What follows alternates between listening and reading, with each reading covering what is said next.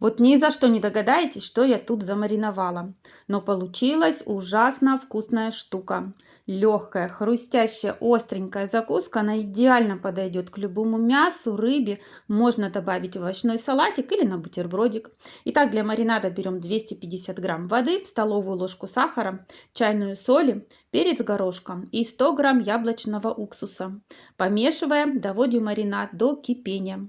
Ну а тем временем крупную салатную луковицу нарежем тонкими перьями, небольшой перчик чили тоненькими колечками. Ну и главный наш ингредиент — это луковица фенхеля. Да-да, не пугайтесь, фенхель. Поверьте, вкус этой закуски вас приятно удивит.